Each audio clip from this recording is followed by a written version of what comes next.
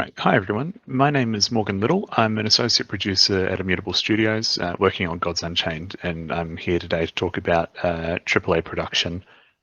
Gods Unchained, to give you a bit of context, Gods Unchained is a trading card game where each card is a tradable item on the blockchain. It's a live service game, meaning that we have matchmaking servers that connect players when they want to play, and we regularly ship updates to the game that contain changes to gameplay balance. They include new features and includes improvements to existing features and other bug fixes. Development on GU started back in 2018. We entered a public beta early in 2019, and both the game and our community have continued to grow from there, with a peak of around 60,000 monthly active users. We recently shipped our third expansion set, Mortal Judgment, on which I was the set lead. Immutable has grown and changed a lot since 2018 as well. When I started in 2019, it was called Fuel Games, and there were maybe 20 of us, all focused on Gods Unchained. At the moment, the company is approaching 300 staff, which are split across several divisions, and each division is working on a few projects of their own. And a little background on myself before we jump in. I have no formal education or training in games production. I studied theatre, film, and English literature when I was at university in my undergraduate. And I'll willingly admit that I spent a lot of that time focusing on playing games instead of studying. After graduating, I then went on to work with a bunch of friends on a number of independent theatre shows as a writer and a producer. And then I started doing writing and narrative design for some independent games as well. As this went on, I moved into arts festival production. So I was working on experimental arts festivals in Canberra and Newcastle. And in hindsight, that maps pretty well onto video game production, which gave me a lot of hands-on experience. All of that kind of gave me a lot of hands-on experience that translated quite well into games work, specifically games production, which I then got to put into practice and further develop once I joined the Gods Unchained team. So let's talk about what production is before we speak into what it is to teach it. Production obviously is a wide-ranging role. The specifics do vary between teams and studios, but at the core of it, a producer is a person managing a project and the people working on that project. They are ensuring that the project is delivered to a specific set of criteria. That might be a deadline, that might be a budget, or it might be a quality standard or like a set of features required.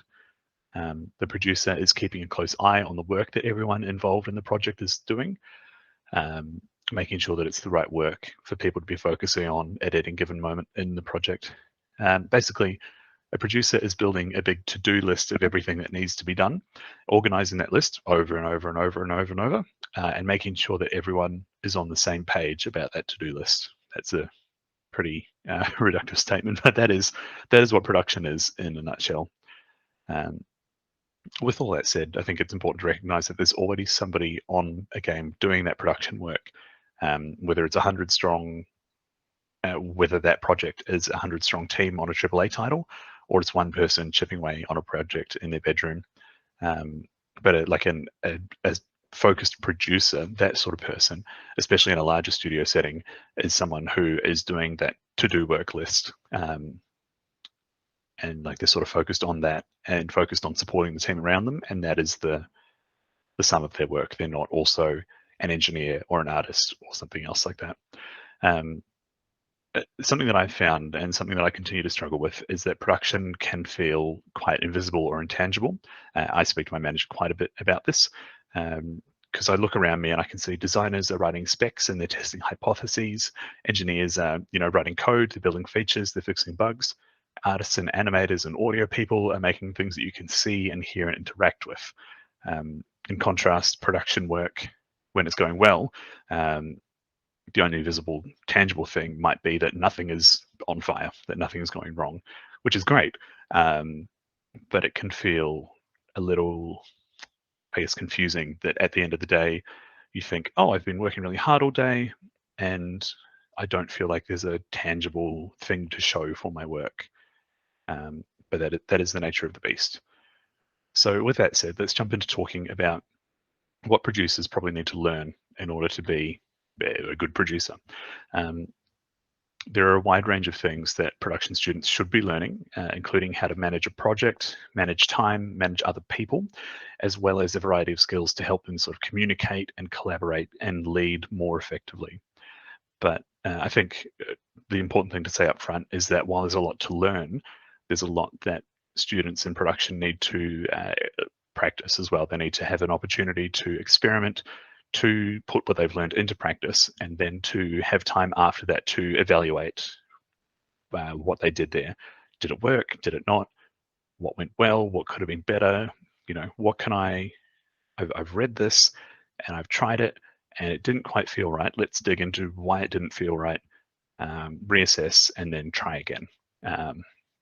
That's something that they should both be doing by themselves, maybe a journal, and they should be doing with other people, be that a teacher, a mentor, or classmates, colleagues. Let's talk about some different facets of production as well. A lot of these points will overlap, which I've written in my notes here. So I'm saying sorry up front if I sometimes speak in circles here. The first big one is project management. Project management is the art of figuring out what you've got to work with, what you're going to make, and how you're going to make it. There are plenty of elements of project management that a production student should learn during their study. They should hear about best practices and principles. They should learn what the difference between agile and waterfall methodologies are. And it's good to learn about things like Scrum and Kanban, how those operate and how they can be used to coordinate work on a project. Again, all of this learning is really useful because it gives producers a wider toolbox to draw from when they build a project, when they build a project management approach that works for them and works for the team around them. To give some context, I work with a number of teams on Gods Unchained, and each team works in a slightly different way. And those ways are never static, they're often changing as people reassess what it is that's working for them, what's not working for them, are there little tweaks we can make, that sort of thing. One team actually at the moment is in the middle of swapping from a Kanban board method of working to fortnightly sprints because they've been trying Kanban for about a year, and at the end of it have decided that actually it's not like working for them. They want to be able to plan things a little further in advance, and Sprint gives them more capacity to plug work into future sprints, whereas Kanban has been much more whatever's at the top of the pile becomes the focus. So yeah, the best style there is whichever one the producer and the team prefer to use. The same approach applies to a lot of project management solutions, be they physical or digital. When I was working on an indie RPG, better part of a decade ago now, terrifying concept, we started off using physical tickets, post-it notes, to track tasks and to track ownership of different parts of the game. So if you had the post-it note for a level, you had ownership of it. Anything that you did counted. Anything that anyone else did while you had the post-it note didn't count. You could wipe over it. It did work pretty well until someone lost the ticket for the Haunted Mine level. So he wrote up a second post-it note, and then someone else found the original post-it note and treated it as if it was still valid by accident. So you can imagine some trouble happened there. Following that, we swapped to using the digital system Trello, which gave us a lot more flexibility and reliability and scalability to plan that work out and coordinate that, and that worked really well for us. Throughout my work as a producer and my work more broadly, as I talked about before, I've used physical tickets in Trello, I've used things like Basecamp, Asana, I've used spreadsheets, and an honor system. Each has their upsides and their downsides, even the honor system. And on Gods Unchained, we use Jira, part of the Atlassian suite of products, and that's where I spend a lot of my day working. Jira is pretty much an industry standard in the games industry, and as I mentioned, it's from the Atlassian suite of products, and Atlassian is an Australian tech company. We use a couple of different solutions before landing on Jira, and Jira has proven to be quite robust and it scales quite well. Again, we've gone from 20 people to nearly 300, and Jira is quite useful at that scale and was at the smaller scale as well. And again, as I said before, the best project management solution is the one that you and the team can utilize best. Part of project management for a producer is trying to get a good sense of when things are going well and when something is going or about to go wrong. And that's what you want from your approach to project management. You want to be able to get a sense that, oh, something is not going right, You can look at the whole scope of the project. That doesn't mean necessarily looking at Trello or your Jira board or something like that, but you can identify something's not going right, and you can then figure out where something's going wrong. Maybe things are taking longer than we planned. A project keeps causing bugs, that sort of thing. You want your project management solution to be able to help you identify where those problems are coming from. The next thing I wanted to talk about was time management. Time management is the art of figuring out what you can make with the time you have. At a grand scale, time is often the biggest factor at play in any game development scenario, probably most scenarios in life, really, although money isn't far behind it in games. And as we know, the games industry is rife with all sorts of overtime, ranging from paid, unpaid, crunch, or death march is a term I've heard occasionally. That sort of crunch, that sort of overtime work is almost always a symptom of poor time management, and combined with poor project management. So you have goals and targets that are set unrealistically for the time available to a team, and what happens is the decision is made to spend more time, or really more hours in the same amount of time, to achieve those goals.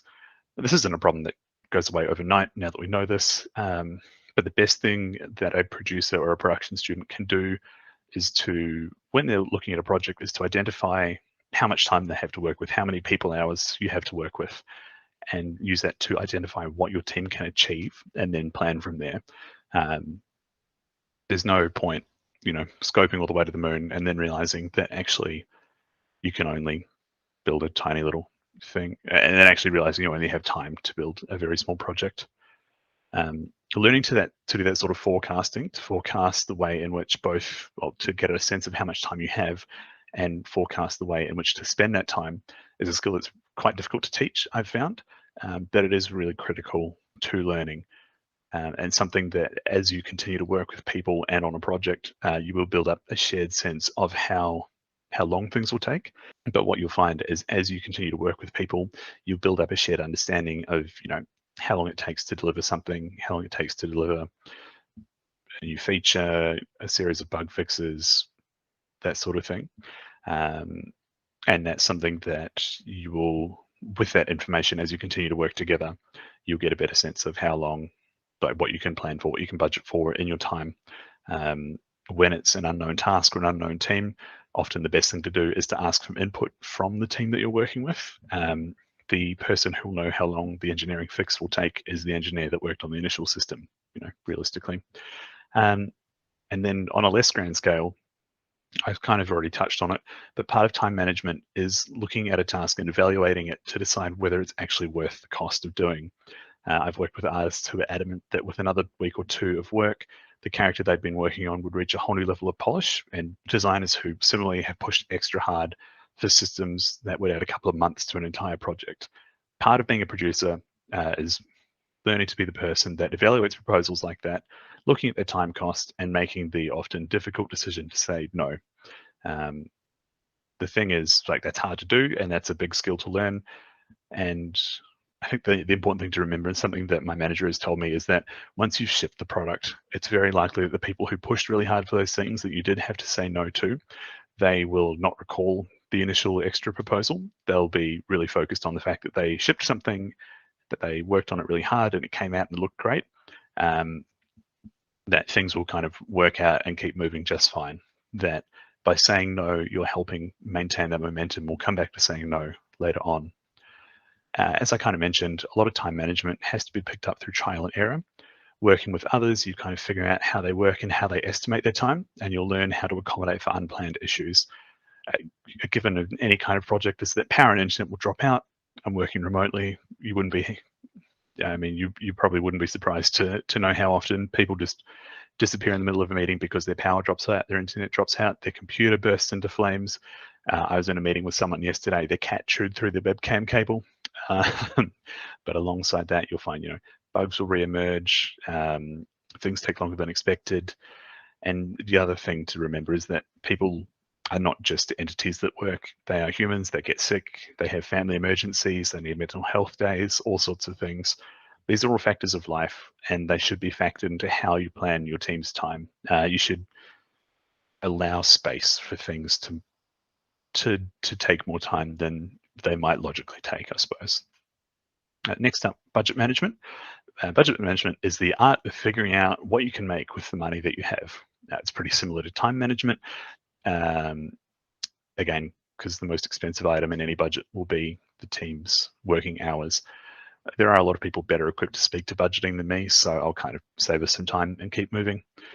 The next thing I want to talk about is people management, which is the art of figuring out how to make the most of the people you're working with on a project. That doesn't mean squeezing them for every last drop.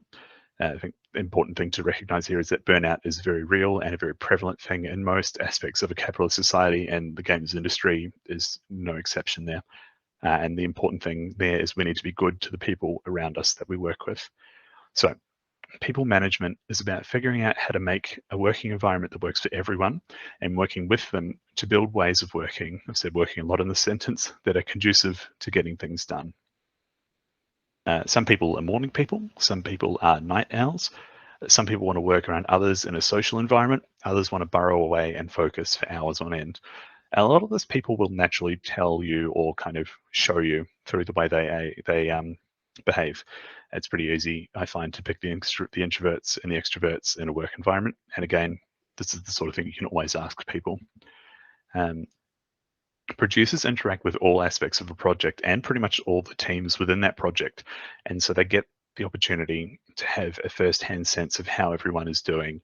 And I think moreover, because they interact with everyone and because they are something of an authority figure, they get the chance to both build habits for the team, build work habits, and to mold the rituals that sort of set work in motion. I know that myself, I run daily stand-ups, I run weekly Kanban sessions, I run fortnightly sprint retrospective and planning sessions, and those all help build and uphold how the team works. It sort of helps people to check in to work for the day, I suppose. And this is especially useful when people are working remotely or in an ad hoc environment. It's very useful to be able to say, cool, like now we are at work and we are working on game. Yeah, I find stand-up is very useful for that sort of thing. It helps everyone kind of align with what they're doing for the day and align with the fact that they are now in work mode, working with other people around them. And part of that is you become a point of consistency, a point of trust for the team, a grounding point. That's the other thing that I wrote here. The other aspects of how to interact with your team in people management might not necessarily be as obvious up front. I think something that's quite useful is to look at, and this is both a learning and a practicing thing, is how people react to feedback and to pushback. Again, the saying no, which we will continue to come back to. There's a lot of resources and courses available that are applicable to students and veterans alike. And I think having that good theoretical backing will help inform decisions you make when you're talking with people. I think it's important to learn how each member of your team prefers to be approached with different information. And again, that's something that I'm continuing to learn, both as new people come on board and as I continue to get to know people and work with them on different projects. We have, say, you might have one engineer that might be quite anxious or uncertain about their skills and their place in the work environment, and they would benefit from a gentler, more supportive approach to feedback or criticism. Think about framing that sort of thing as how can the two of you work together to improve things in the future. Quite useful here. Gods Unchained operates on a strong policy that when something goes wrong, it's not the fault of an individual.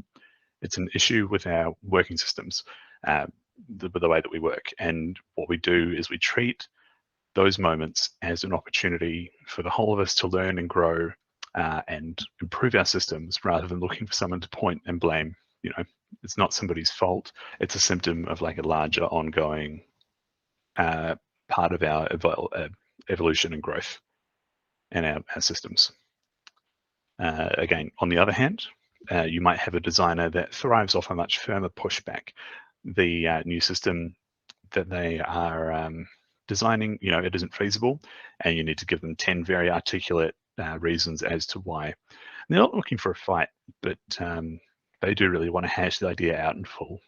And again, you do have to measure spending that time with, when you could be spending that time elsewhere.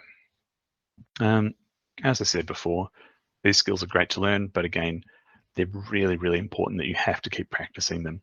And this is something where reflection is really useful. I myself keep a production journal and kind of chat with my managers quite a bit, but like, oh, I handled this situation this way.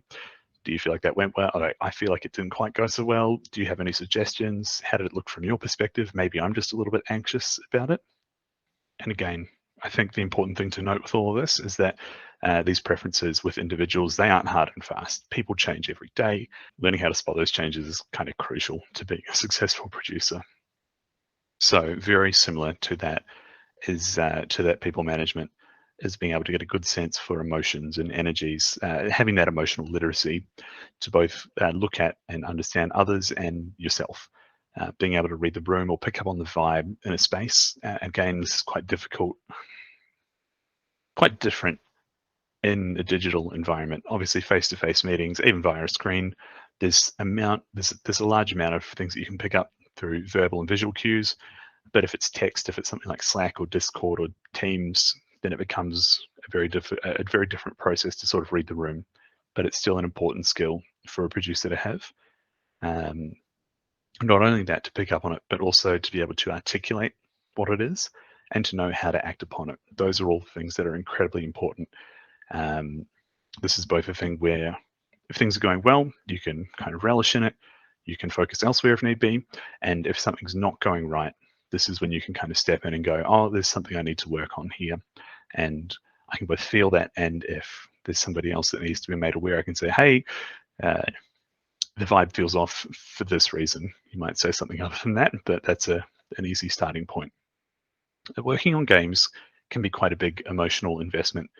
This is true for any and all forms of work, but games, something that people hold very close to them in a lot of cases. And I think important to acknowledge, I've touched on it before, is that we all have lives outside of our projects, outside of our work. There are highs and lows in life. There are wins and challenges. And the important thing here is that producers, production students should learn how to navigate and support teammates. You don't have to support them in everything outside of life, but I think it's good to be cognizant of how people are going in general. And then, sometimes there are going to be conflicts in the team to navigate. There might be frustration, confusion, misinterpretation. And part of that is recognizing when it's happening and then also knowing when to step in, how to step in. Sometimes people want space, but physical space or just a break, step outside for a few minutes. Some time in the sun often helps, or a proper disconnect from work. Maybe they need to have the rest of the day off or a couple of hours to go and decompress somewhere else. And often people won't know what they want in the moment. Sometimes that's the producer's role, is to step in and be like, hey, let's leave this for now. Let's put this down. Let's shift our focus. Let's step out of the office for 20 minutes, go for a walk, have a drink of water, that sort of thing. And kind of adjacent to all that, probably just as important, if not more, is that we should be teaching producers to have that emotional literacy towards themselves.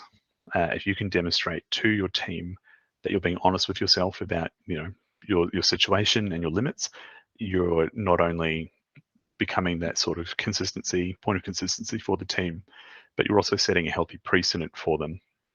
It doesn't mean huge displays of emotion in the office, but something as simple as like, I couldn't sleep well last night because I was looking after a sick pet. I can feel that sort of dragging me down now. I'm struggling to focus. I've got a lot of energy. I think I'm going to take the rest of the day off to catch up, to sort of rest, and then I'll catch up online later on tonight, or I'll catch up tomorrow. If there's anything important, please write it down for me. I'll be back tomorrow. But that goes a long way to sort of setting the precedent for everyone else.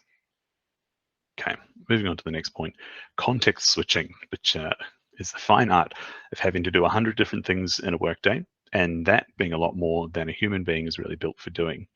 To give a little example, on any given day, I might find myself pivoting between discussing business goals and objectives with the game leadership, might be discussing selling points or release information with the marketing team, and then moving to prioritizing work with our quality assurance and engineering teams, then start creative problem solving with game designers, and then interpreting key information from our data and monetization specialists. I actually literally did all of this on the day I wrote the speech, so slightly earlier this week, I did all of those things in a day. Moving between all of that is pretty exhausting, even on a good day. And on a good day, it can feel great. Like, this is fantastic. I'm in my zone, moving between things. I can do it all. But on a bad day, it can feel really fatiguing, really confusing. You can feel like you're continuing to fail to keep plates spinning.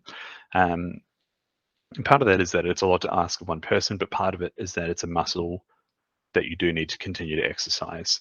And it's part of having a bird's eye view of the game that we sort of talked about before. And it gives producers the capacity to make informed decisions that other developers might not be able to make. To give an example from before, the business goal that I discussed with GU leadership for the project I'm working on coming up, that might come in handy when I'm speaking to the engineers about prioritizing their work for the next few weeks. They could focus on fixing issues in this particular system, or it might come in handy for the data and monetization specialists. Does the data that we're capturing support or contradict the theories that the business goals are kind of built upon? That's the sort of thing where it's useful for those individuals to have all the information, but it's the sort of thing that the producer might be able to carry through very cleanly, very clearly. So it's quite useful. And that context switching is something that a lot of people do have some experience with. I feel like, based on my experience at university, I can imagine that most students are familiar with that, sort of running between classes that change topics very quickly.